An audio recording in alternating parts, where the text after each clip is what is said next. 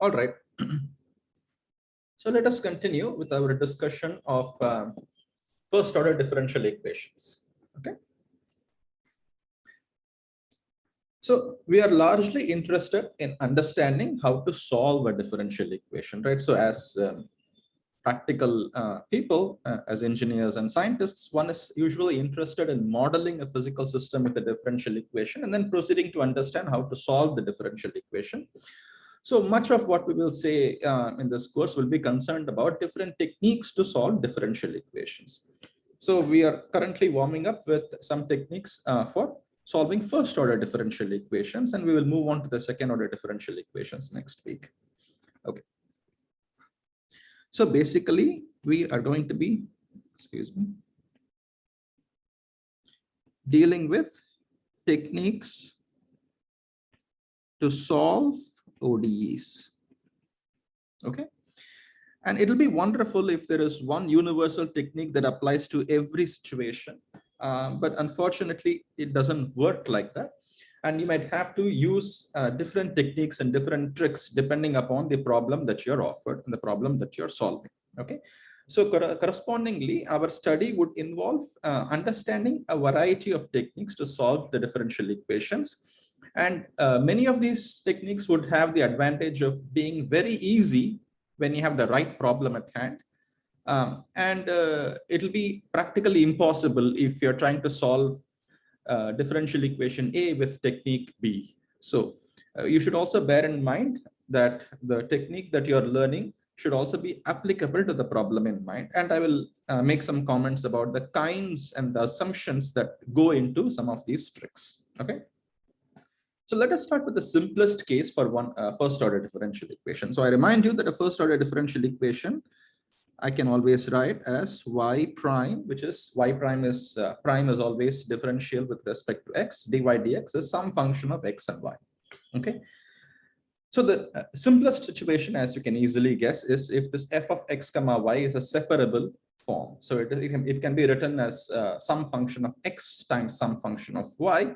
Then, of course, I can directly solve this by integration. So that is the easiest thing that one can do. So these are what are called separable ODEs. Okay. So in which case, my f of x comma y can be written as some function of x and some function of y. Okay. So in fact, those of you who remember your PH 101, to solve Laplace equations and things like that, you usually start by assuming the separable form and then constructing the most general solution as a linear superposition. So assuming that my differential equation is of this form, then of course I can write y of x as some function of x times some function of y. And assuming these functions are all properly defined and invertible, etc., I can always massage this equation into something that looks like g of y times y prime is some f of x. Okay. So basically, I took the function of y to the left-hand side, and I'm calling it some g of y, and I'm renaming x of x as some function of x. Okay, and that's pretty much it. Once you have this equation, you can simply integrate because the left-hand side is a function of y alone, and right-hand side is a function of x alone. So writing y prime as dy dx, g of y dy equals f of x dx, and then you simply integrate. And then you get plus some constant. Okay. So this gives you y as a function of x, which is what a solution is. So this is the most straightforward way to deal with separable solutions. Of course, there can be situations where a differential equation does not look separable, but it can be separable with a clever change of variables. An example of this is a class where y prime is a function of something like y over x. Okay. Something like, let us say, e to the y over x or something like that. And that doesn't look very separable at the outset, but you can do a very simple change of variables and you can write u as y over x. Okay. If you write u as y over x, so obviously y is u times x, which tells you that y prime, applying the chain rule of differentiation, is u prime x plus u. So substitute everything in this parent equation and you get y prime, left hand side is u prime x plus u equals f of u. And this magically is separable because I can rewrite this equation as u prime x u prime is f of u minus u. Oops.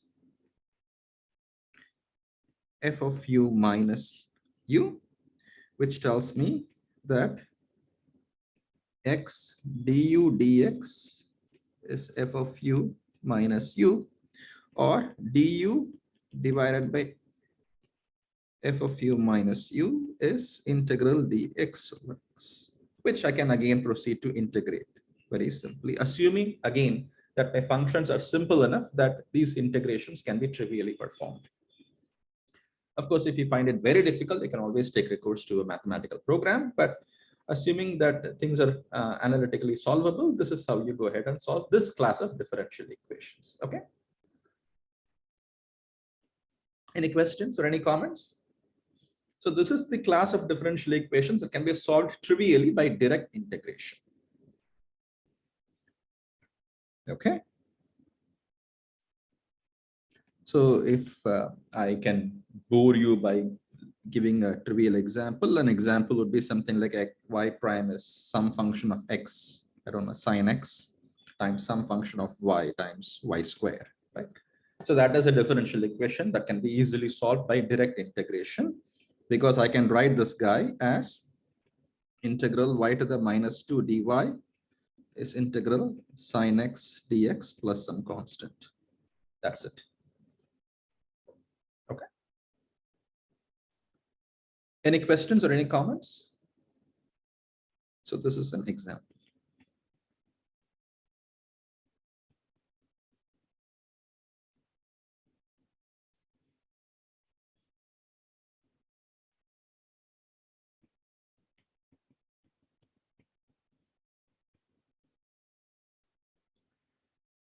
Okay. So the first non-trivial class that we will try to understand is what are called exact differential equations.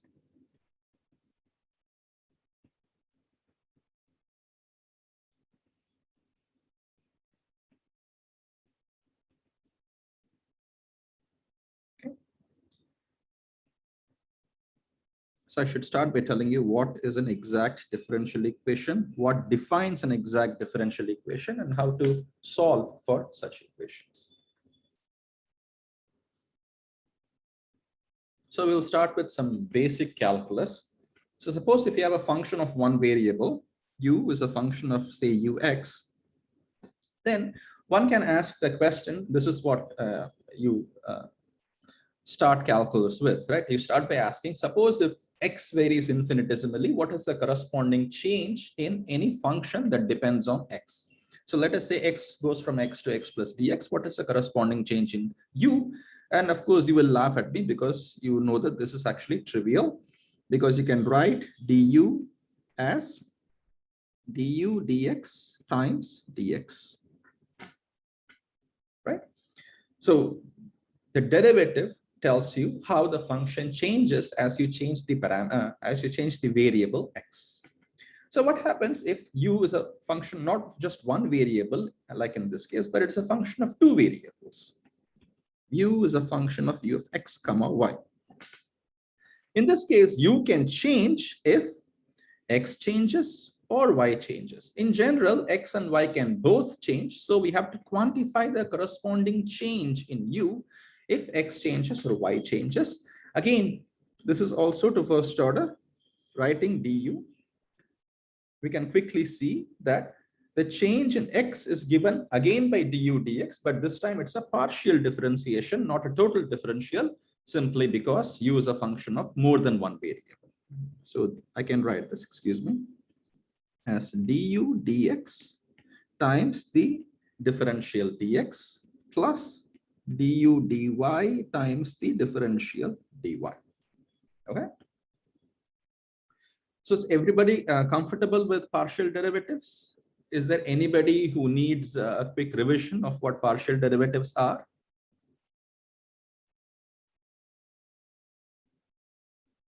Okay. So if somebody does need some help, you can either talk or chat or simply write an email to me and I'll take this up in our one-on-one session if you so wish. And we can quickly and trivially extend this, right, to many variables. Suppose if it's a function of 3 variables, of course, du would be du dx times dx plus du dy times dy plus du dz times dz. Okay. And actually, this form invites you to invent a more compact notation using vector calculus, which I think you studied last semester. This defines what is called the gradient operator. Right? So what does all of this have to do with differential equations? Well, it turns out that if I am dealing with a function that is a constant, so I will stick with a function of 2 variables for now. Suppose if I have an equation like u of x comma y is c, a constant. What does this mean? This means that x can change, y can change, but u, which is this particular function of x and y, whatever it is, some x cubed plus 2xy or whatever, log x plus x square, y square, whatever it is, this particular combination of x and y remains a constant, right? So for example, if you're so somebody says I'm able to read your screen, but it's very blurred. Does everyone have this problem? Does anyone else have the same problem? No, sir. So what problem? Like I couldn't catch that. So is my screen blurred? Like, is it visible but not very clear? Like it's not really full HD or anything, but like it's legible. Like it's a bit blurred, but the letters we can make out what is which is X, which is Y. So it's like How okay. about now? The This same as seems before. better. Like since the letter is bigger, it's more legible. Okay. So this is the maximum that I can zoom so that I stay within my iPad. So is everyone comfortable with this? So in other words, is there anyone, for example, the person who wrote to me, is this okay now or okay, all right. Yeah. So I'll make sure to remember this setting from the next lecture onwards. So suppose if I am dealing with a function u of x comma y, which is a constant. So what does this mean? So suppose if I look at the equation to a circle, for example, right? So x square plus y square is a square, right? So this is the boundary of a surface, and the surface is a disk. And this is on this particular boundary, the particular combination of x square plus y square is always a constant, which is the radius square, right? So suppose if you have something like that. Suppose if u of x comma y is c, then this means by definition, since u is a constant, I can change x, I can change y, but the corresponding change in u will be equal to 0 because u is a constant, right? In other words, du, if u of x comma y is c, then du, which is du dx times dx plus du dy times dy will be equal to 0. Okay, so let us cook up an example. So let us say my u of x comma y is something like x square plus 2yx. It doesn't matter what it is, some random function of x comma y, and I claim that this is some constant. Okay, so what does this mean? This means that I can change x and I can change y, but du is equal to 0. So let me actually differentiate this guy with respect to x. So du dx, sorry. So let me calculate du equals du dx times dx plus du dy times dy, and du dx for this function is 2x plus 2y times dx, and du dy for this function is 2x dy, and this is equal to 0, right? So now I can turn this into a differential equation. The way I turn this into a differential equation is obviously dy dx for this function would be equal to, if I trivially rearrange, this becomes minus of x plus y over x. Okay. Now, you guys are still a little bewildered because the question is, what's the big deal? So you have a function that is a constant. I know that the change in the constant is obviously 0. So you went ahead and showed that du, which is equal to 0, can be recast as a differential equation, right? So I know for this, but suppose if I'm given the differential equation and not the solution. In this case, we started with a solution and we landed up with the differential equation. But by some hook or crook, suppose if you have a differential equation and you can guess that that differential equation has some property such that I can directly guess that the solution of this differential equation is of the form u of xy equal to c. Okay. Then I have a very powerful and easy method to solve this differential equation. So what I'm trying to say is, instead of going from the solution u of x comma y equal to c to the differential equation by direct differentiation, suppose if you're given a differential equation and if you can guess that the solution is u of x comma y equal to c, then you're done in one fell swoop. So the question is, under what conditions does this apply? Under what conditions can you simply guess that the solution should be of the form u of x comma y is just a constant? The answer to this has to do with the notion of exact differential, okay, or exact differential equation. So note that du is called a differential or a total differential or just a differential, okay? So suppose if I am given a differential equation of the form, suppose if you are given a ODE of the form m of x comma y dx plus n of x comma y dy equal to 0. Okay. Now this would be called an exact differential equation. This is an exact differential equation if it is of the form du equals du dx times dx plus du dy times dy equal to 0. Okay. In other words, suppose if I'm given something times dx plus something times dy equal to 0 and I'm asked to solve this particular differential equation. So first recognize that what I have written here, equation number 1, is indeed a differential equation, right? The differential equation is y prime equals minus m over x. I've simply recast that in this particular form. Suppose if I'm able to make a connection to an exact differential, then my solution should be apparent. I still have to do some work to find out the solution, but my solution is apparent. My solution is basically u of x comma y equal to 0.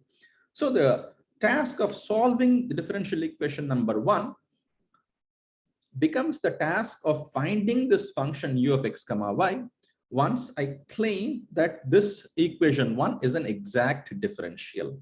For it to be an exact differential, what is the condition? Well, comparing 1 and 2, I equate the coefficients of dx and dy, and this tells me that du dx has to be m and du dy has to be n, obviously.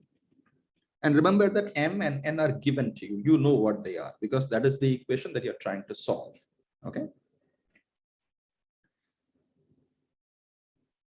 So what is the condition for exactness? The condition for exactness can be gotten very trivially by looking at these two equations, du dx equals m and du dy equals n. Differentiate the first guy with respect to y.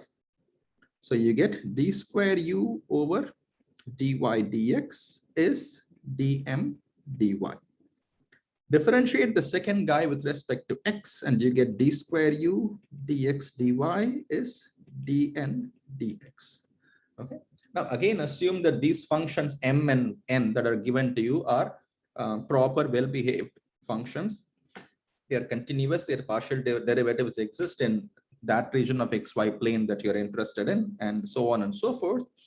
Then the left-hand sides for these two equations are the same because it hardly matters which order you take the derivative, right? D square u dy dx is the same as d square u dx dy, which means that I can write dm dy has to be equal to dm dx.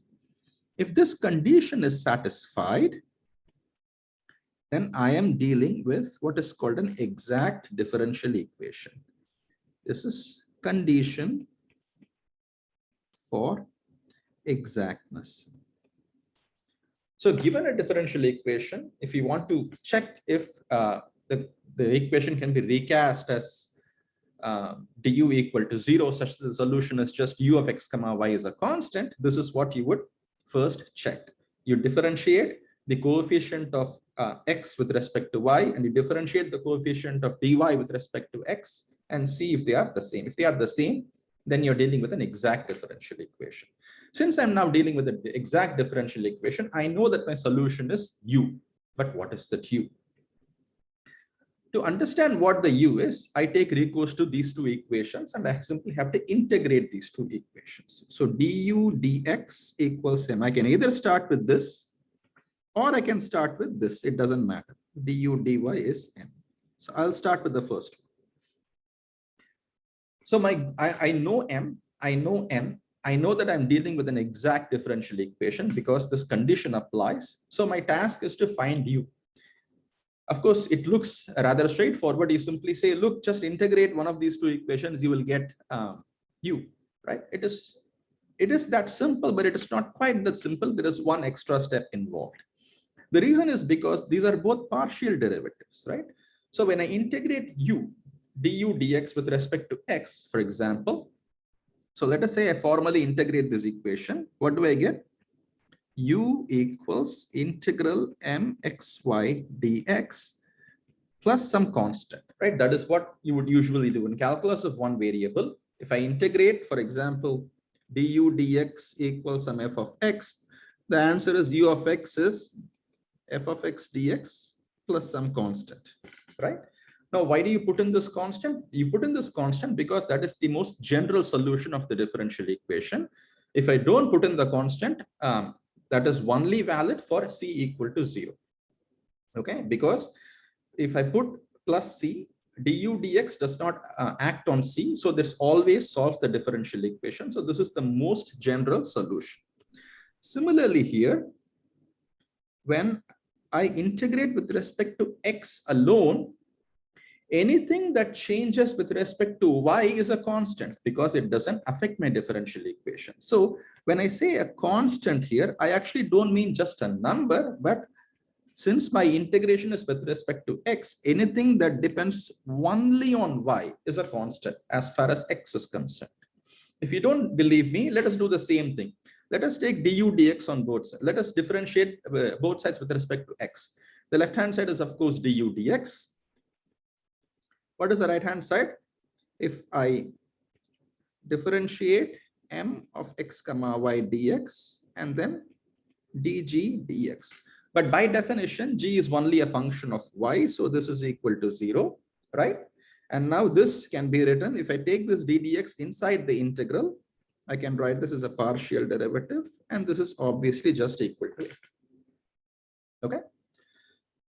So since I'm integrating with respect to only one variable, the solution that I have is only determined with respect to one variable. I still have to determine how, I still have to understand how u depends on the other variable y.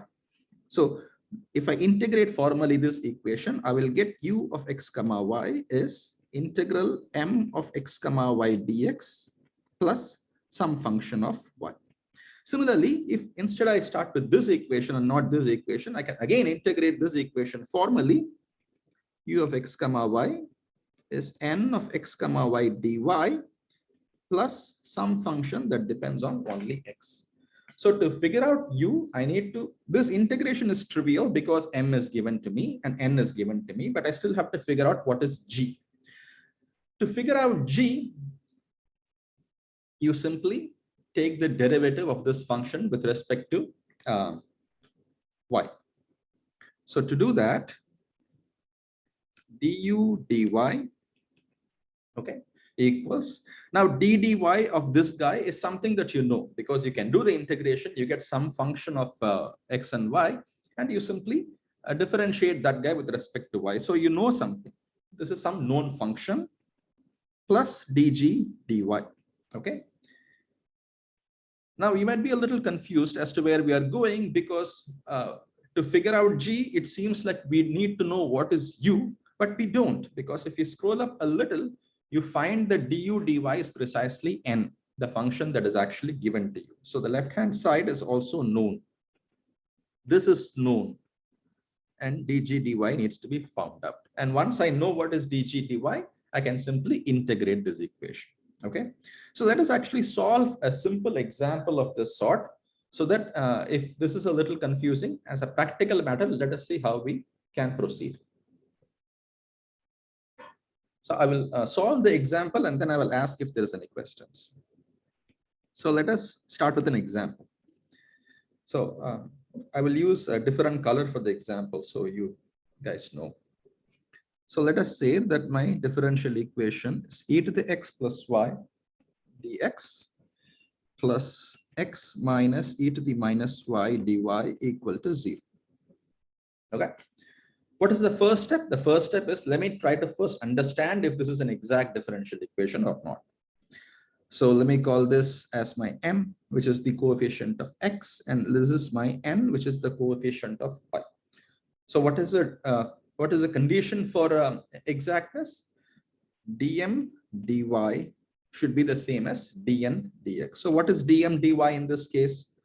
Well, dm dy is just 1. dn dx is again 1.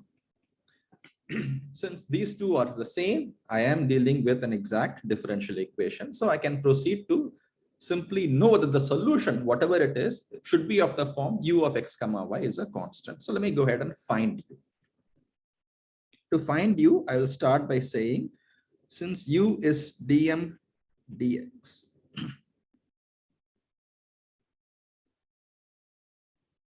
so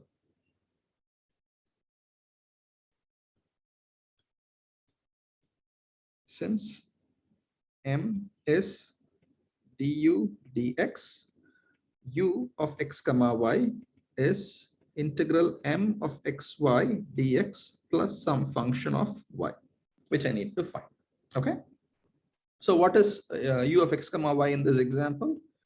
This is integral m for me is e to the x plus y dx plus some function of y. Okay. So this integration is again rather straightforward. So this is e to the x plus xy plus g of y. There it is. So I have fixed the x dependence of u. I need to figure out the y dependence, which is hidden here. There is also a little y dependence coming from the other portion, but I need to figure out the rest of the y dependence. To do that, I will differentiate this solution with respect to y. So du dy, which is n,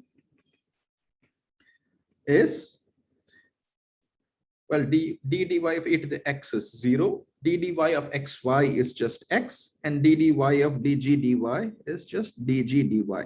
Note that I'm not writing a partial derivative for dg dy because g depends on one variable only by definition. It's a function of y alone. So what is n for this problem? N for this problem is x minus e to the minus x minus e to the minus y equals x plus dg dy. And this fixes my dg dy by a simple integration. The x part cancels. So which means g of y in this problem is simply minus integral e to the minus y dy, which is e to the minus y. So the solution for my differential equation, which is actually an exact differential equation,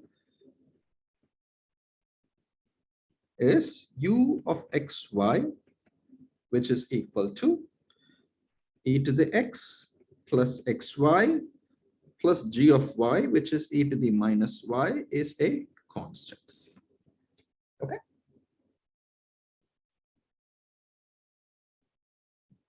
Now we are used to thinking of solutions which look like y is a function of x. Okay, here the solution turns out to be some function of x and y equals 0. So sometimes this is called the implicit solution, because implicit in this solution is how y depends on x. In principle, if I can invert this equation and get y as a function of x, then I will have an explicit solution.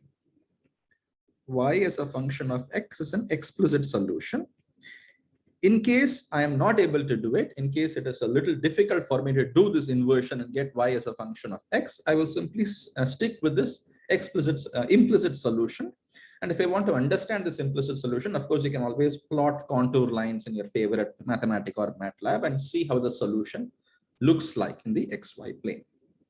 That is the first point. The second point is, how do you determine the constant? The constant can be determined if this was an initial value problem. If somebody told you, for example, that if, let us say, y at x is equal to 0 was -1. This is an initial value problem. Then I can use this information to fix C. Why? Because u, remember that u is always a constant. U is always the C, regardless of what values x and y take. Okay, so let me evaluate u at x is equal to 0. So u 0, y. And I also know that at x is equal to 0, y is -1. So this is u of 0, -1. This is equal to e to the x would be 1 because x is 0. xy is 0 because x is 0. And e to the -y is e to the 1. Because at x is equal to 0, y equal to -1. This will be equal to c.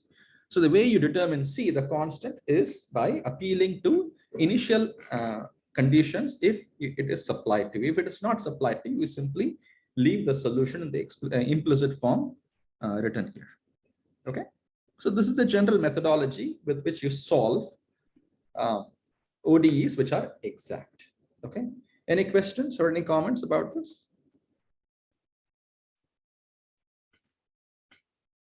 So obviously the next question is, what if you have an ODE that is not exact? Okay, all right.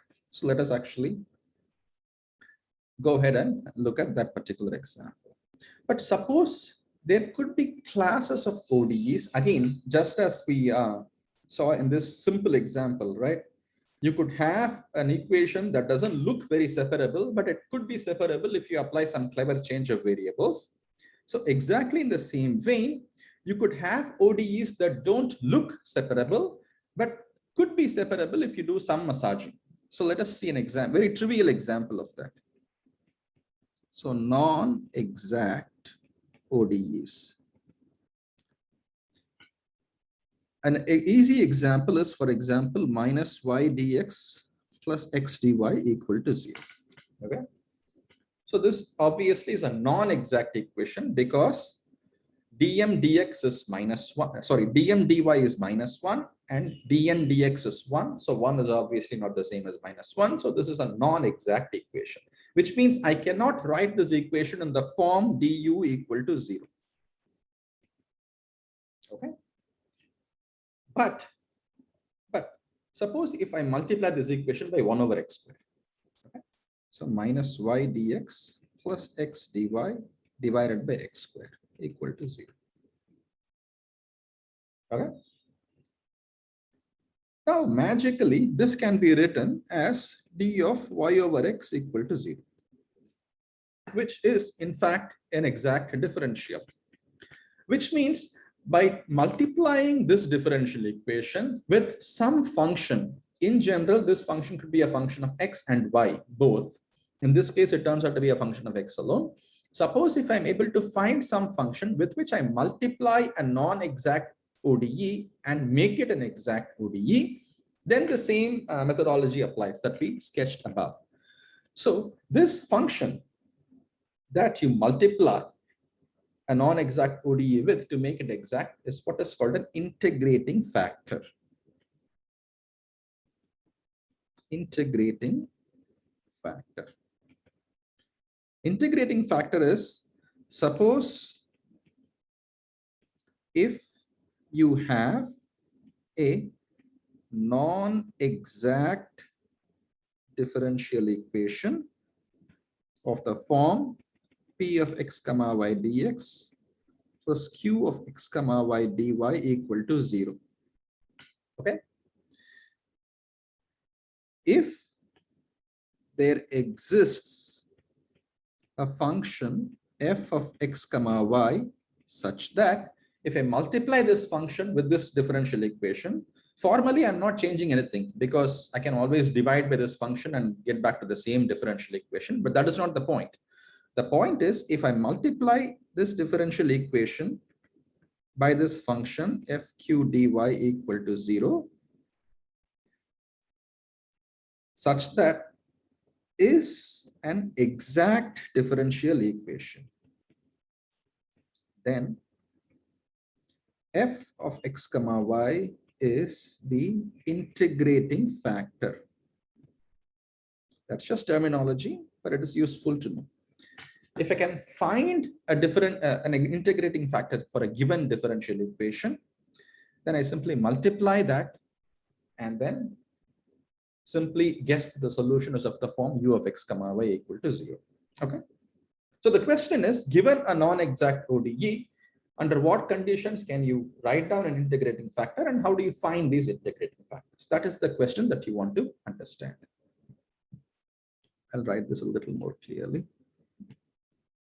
F of x comma y. Okay. So the claim is that fp dx plus fq dy equals 0 is an exact differential equation, which means that the condition for exactness should be followed. What is the condition for exactness?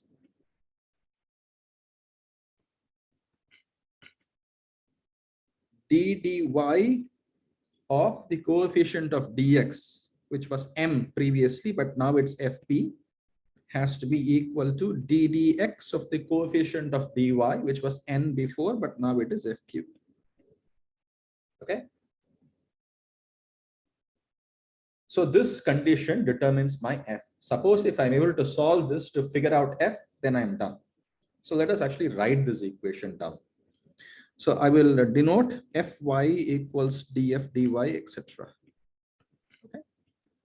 So if I use this shorthand notation, I can write this condition as fyp plus fpy equals fxq plus fqx. And one glance at this equation should tell you that in principle, this is beastly to solve. Why? Because I have only one equation. I need to figure out this function that depends on both x and y both. Okay. In principle, if x is some general function x and y, I really cannot make progress unless I'm very, very lucky. I don't know if f has some very special properties, then I can make progress. But in general, this is very difficult. Okay. So the question is, does this trick work or not? Can you simply find some function such that you multiply this by a differential equation, magically the differential equation becomes exact? Maybe we were too ambitious. Well, it turns out that we are actually not too ambitious. It turns out that such an integrating factor can be found, but under more restrictive circumstances. The more restrictive circumstances that I'm talking about is I really cannot find an integrating factor if it is a function of both x and y, but it turns out that I can make progress if the integrating factor is only a function of x or only a function of y. At least mathematically that makes sense, because if, for example, df dy is 0, then I only have one equation for which I need to find f, right? Because f is only a function of x. So case 1, let us assume that f is a function of x alone. In other words, what I'm claiming is that there is some class of differential equations that is non-exact, which when I multiply by only a function of x becomes exact. I'll assume that such a class exists and I will try to solve such differential equations. So how do I make progress now? I look at this parent equation, which I'll call 3. And in this, I'll put df dy is equal to 0 because I'm assuming that f is a function of x alone. Then my equation becomes f py equals df dx q plus f qx, which I can rearrange to give me q times df dx. Sorry, forgive me, I made a mistake. F is a function of x alone, not a function of multiple variables. So it's a ordinary derivative and not a partial derivative. So q times df dx can be written as f times, these are partial derivatives because p and q are functions of both x and y, dp dy minus dq dx. Okay, which I can now integrate formally. df over f is 1 over q dp dy minus dq dx dx. Okay, and now we are all very happy because this uniquely fixes f. But there is a problem. There is a problem of self-consistency. So let me call this some r. Okay. R dx. Okay. So notice that I don't have any control over r because p and q are given to me, which means dp dy is uniquely fixed, dq dx is uniquely fixed, and this integration is also uniquely fixed. But our assumption, our starting assumption is that f is a function of x alone. So if this is to be a self-consistent method, then whatever is the result of the integration, the right-hand side should be a function of x alone, which means in general, p is a function of x and y, q is a function of x and y, and there is no reason why this function r should be only a function of x. Okay. So which means this assumption that we started with, that f is a function of only x, such an integrating factor can exist only under the special circumstances where this particular combination of functions and derivatives is a function of x alone. In other words, if the differential equation that is given to you is such that 1 over q times dp dy minus dq dx is a function of x alone and all the y somehow drops out, then I have a self-consistent way of figuring out the integrating factor. If not, this fails because our assumption that f is a function of x alone is now violated. And so this is not a good way of solving the differential equation if the condition doesn't hold. If the condition holds, and your book calls this theorem 1 for reasons I don't understand, so I'll stick with the same notation or terminology. If r is a function of x alone, then I can formally integrate this equation and figure out x. How do I figure out x? Then f of x would simply be equal to exponential integral r of x dx. Okay. Again, this is only under the special circumstance that this rather complicated combination is only a function of x. It is not guaranteed. Now, whatever I said for x, I can start by saying f is only a function of y. So case 2 is, suppose if there exists a class of differential equations such that the integrating factor can be found and it is only a function of y. Okay, so obviously some restriction here will also exist because not all differential equations will fall into the category. So let us figure out what are the conditions. Again, looking back at equation number 3, now the differentiation with respect to x drops out. So this equation can be written as df dy times p plus f times dp dy equals q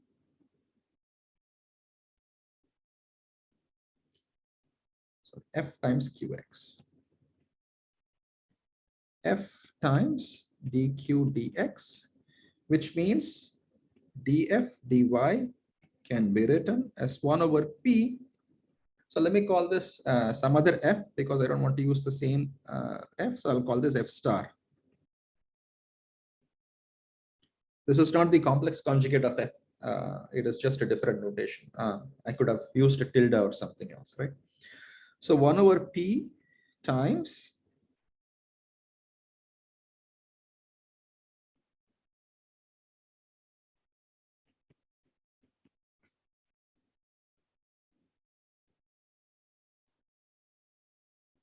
dq dx minus dp dy, which again can be integrated to give you df star over f star equals 1 over p.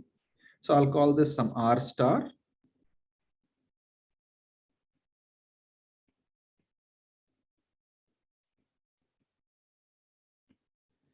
And again, we have the exact same problem. If this combination of derivatives and functions has some x dependence, then we are screwed. Because by definition, my f star is a function of y alone. So this class of integrating factors only applies to those ODEs which can be turned exact with the condition that this combination is only a function of y and not x. If this is only a function of y, then theorem 2 applies. If r star is a function of y alone, then I can find the integrating factor such that this is an exact differential equation. And my integrating factor in this case, f of y, is exponential integral r star of y dy. Okay. So again, as I pointed out in the beginning of the lecture, there is no universal method that applies to every class of equations that you see. You need to figure out tricks and tips and move on in the subject of differential equations. And you have to be okay with the fact that these solutions only exist under certain conditions. Okay. And it is not so bad because there are quite a few differential equations that do fall under this category. So let us look at one particular example. Okay. So let us say that you're given a differential equation that looks like this.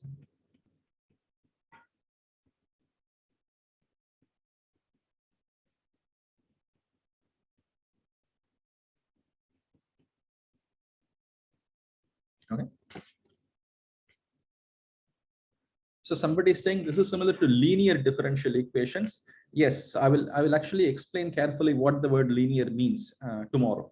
Okay, so we will study linear differential equation. So suppose if I am given this particular example, the first thing to notice is this exact. Well, so let us take the derivative of this guy with respect to y. What do I get? I get e to the x plus y plus y e to the y plus e to the y. Okay.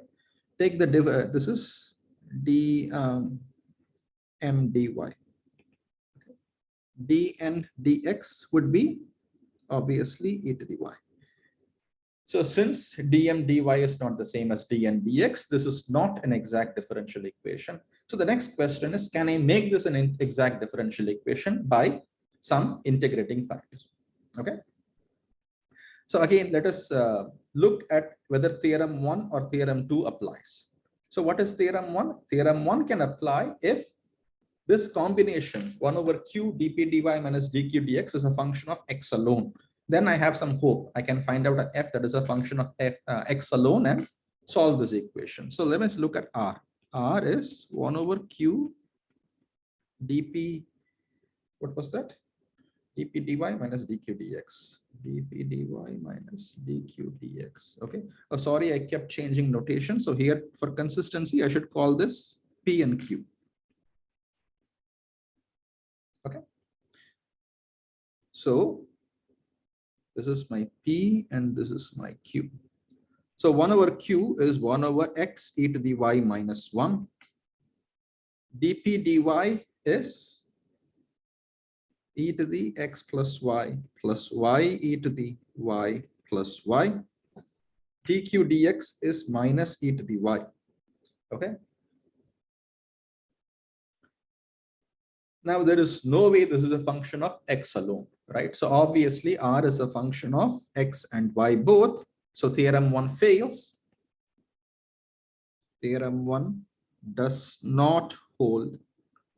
So I cannot figure out the integrating factor that way.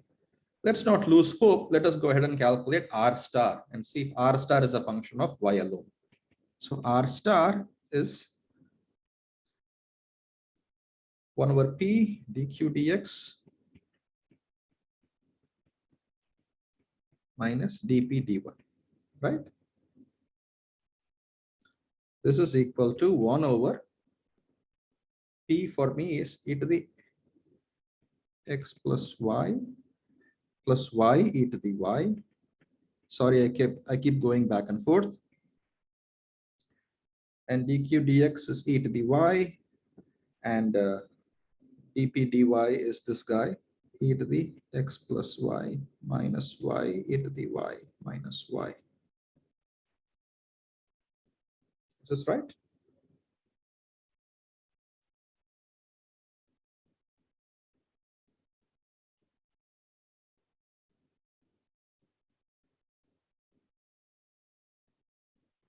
So it should be e to the power y instead of y. Where? Which term? So last term which you wrote for R star, I think. Is it? Oh, yes, you're right. Okay. Thank you. So I should make the change here also, right? This is e to the y. And here also, this is e to the y. Of course, this guy cancels this guy. And I'm left with 1 over, too many colors. 1 over e to the x plus y e to the y times, I take the minus sign outside and I have e to the x plus y e to the y. So this is just minus 1. It turns out to be a constant, and this is okay because it's not a function of x at least, and that's all I worry about. Okay, which means theorem 2 holds. And I can find out the integrating factor. What is the integrating factor? Well, the integrating factor in this case is f star, which is exponential r star dy. This is simply r star is minus 1. So this is e to the exponential minus dy, which is e to the minus y. So the claim is that I can take this f star and multiply this f star throughout this differential equation and turn this into an exact differential equation. So I leave that to you to test. So test f star times the equation that you had, e to the x plus y plus y e to the y dx plus x e to the y minus 1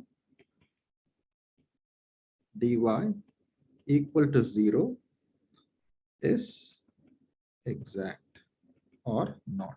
Obviously, you should find this to be an exact differential equation because by construction, we have found out explicitly an f star, an integrating factor that accomplishes this job. Okay, so I'll stop here for today and I will continue tomorrow. Since you're almost out of time, if there is any quick questions, I can take them. Sir,